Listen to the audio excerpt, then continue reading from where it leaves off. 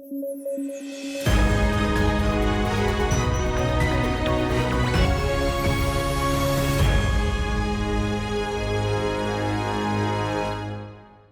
News at 9 programme में आपका स्वागत है। मैं हूं अमृत उपाध्याय। आइए जल्दी से देखें आज की हेडलाइंस। अफ्रीकन यूनियन को G20 में शामिल करने पर जोर, भारत ने किया समर्थन। भारत में आयोजित होनी है सालाना बैठक। फिलीपींस ने ट्रांसफैट पर लगाया प्रतिबंध। इंडस्ट्रियल प्रोसेस से तैयार होता है ट्रांसफैट, कई बीमारियों के लिए जिम्मेदार। और CBDC के लिए प्लेटफॉर्म तैयार करेगा IMF, कई देश कर रहे हैं मिलकर तैयार। RBI ने भी लॉन्च किया पायलट।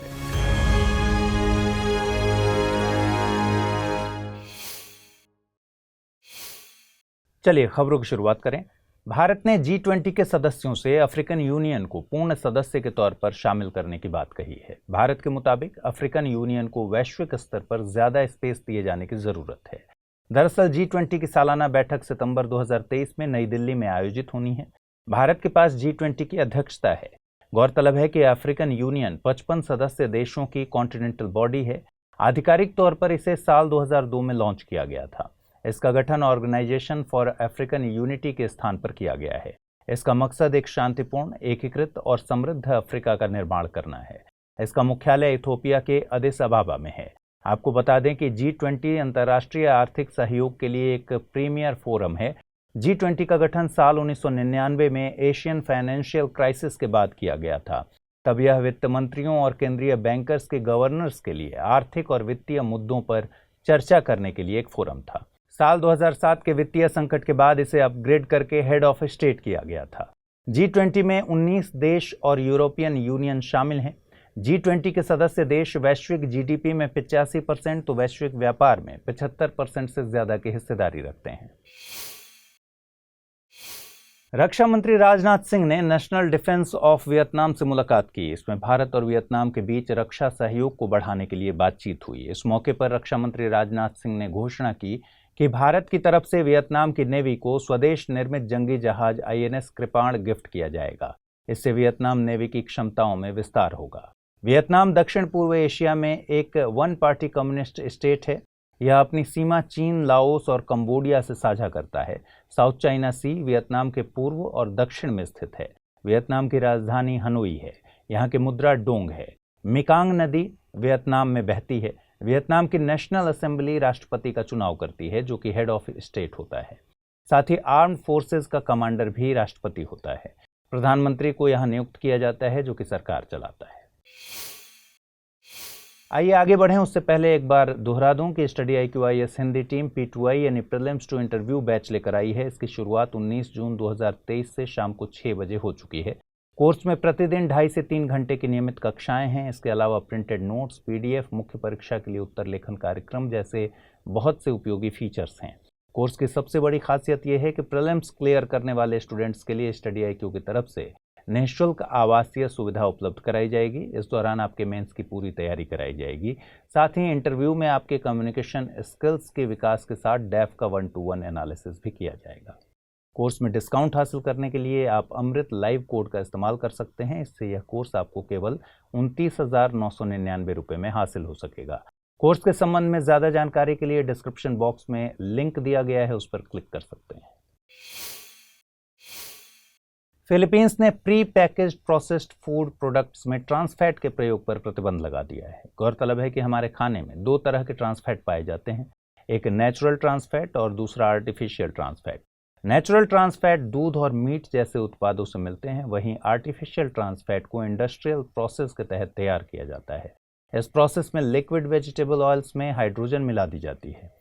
इसमें तैयार किया गया खाना कम कीमत और स्वाद में बेहतर होता है, इसलिए रेस्टोरेंट और फास्ट फूड आउटलेट्स इसका खूब उपयोग करते हैं। Trans fat biscuit, cookies, frozen pizza, crackers आदि कई पैकेज्ड फूड में पाए जाते हैं। कंपनीज पैकेज्ड फूड के न्यूट्रिशन फैक्ट्स पैनल में इसके बारे में जानकारी देती हैं। ट्रांसफैट हमारे शरीर में खराब LDL कोलेस्ट्रॉल का लेवल बढ़ाता है, साथ ही अच्छे HDL कोलेस्ट्रॉल के लेवल को कम करता है। ट्रांसफैट का उपयोग हृदय संबंधी और टाइप 2 डायबिटीज जैसी बीमारियों को बढ़ावा देता है।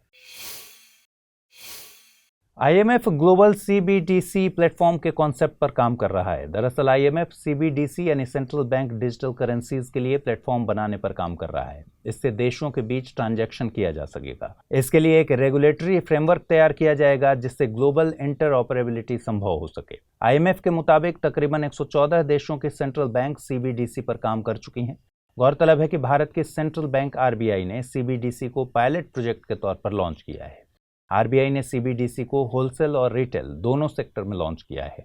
आरबीआई के मुताबिक सीबीडीसी सेंट्रल बैंक द्वारा जारी किया गया लीगल टेंडर है जो कि डिजिटल फॉर्म में जारी किया गया है। ये पेमेंट के लिए मीडियम के तौर पर काम करेगा, साथ ही स्टोर करने में भी यह सुरक्षित है। आईएमएफ अपने 190 सदस्य देशों की आर्थिक समृद्धि के लिए काम करता है। आईएमएफ के 3 मुख्य मिशन हैं: अंतर्राष्ट्रीय मौद्रिक सहयोग को बढ़ावा देना, व्यापार और आर्थिक समृद्धि को बढ़ाना, संपन्नता को नुकसान पहुंचाने वाली नीतियों को हतोत्साहित यानी डिस्करेज करना। आईएमएफ अंतर्राष्ट्रीय स्थिरता को बढ़ावा 3 कामों के जरिए देता है। इनमें पॉलिसी एडवाइस, फाइनेंशियल असिस्टेंस और कैपेसिटी डेवलपमेंट शामिल हैं। आइए जल्दी से देखते हैं बुलेटिन पर आधारित क्या सवाल बन सकते हैं। पहला प्रश्न है, निम्नलिखित में से कौन सा कार्य आईएमएफ नहीं करता? अंतर्राष्ट्रीय मौद्रिक सहयोग को बढ़ावा देना, व्यापार और आर्थिक समृद्धि को बढ़ाना, संपन्नता को नुकसान पहुंचाने वाली नीतियों को हतोत्साहित करना, केवल विकसित देशों को फंड मुहैया कराना। अगला सवाल है, निम्नलिखित कथनों पर विचार कीजिए। भारत म्यांमार को जंगी जहाज आईएनएस कृपाण गिफ्ट करेगा। भारत ने वियतनाम को सबमरीन सिंधुवीर गिफ्ट की है। उपर्युक्त में से सही कथन या कथनों का चुनाव करना है। केवल एक, केवल दो, एक और दो दोनों, न तो एक और न ही दो। आइए देखें पिछले बुलेटिन पर आधारित क्या प्रश्न मैंने पूछे थे और उनके सही जवाब क्या हैं। गांधी शांति पुरस्कार 2021 किसे दिया गया है? सुलभ इंटरनेशनल, इसरो, गीता प्रेस या फिर प्रथम? सही जवाब है इसका विकल्प सी यानी गीता प्रेस। अगला सवाल है, नाटो के संबंध में निम्नलिखित कथनों पर विचार कीजिए। यह एक सैन्य संगठन है जो कि सामूहिक रक्षा के सिद्धांत पर काम करता है। सोवियत संघ इसका संस्थापक सदस्य था। भारत इसका सदस्य नहीं है। उपर्युक्त में से कितने कथन सही हैं? केवल एक, केवल दो, सभी 3 या फिर इनमें से कोई नहीं? सही जवाब है विकल्प बी यानी उपर्युक्त में से 2 कथन सही हैं। सोवियत संघ इसका संस्थापक सदस्य नहीं था। तो आज के बुलेटिन में इतना ही रखते हैं। कल रात 9 बजे आपसे फिर मुलाकात होगी। आज जो सवाल पूछे गए हैं उनके जवाब जरूर कमेंट बॉक्स में दीजिएगा। ठीक से पढ़ाई कीजिए, अच्छे से तैयारी कीजिए। नमस्कार।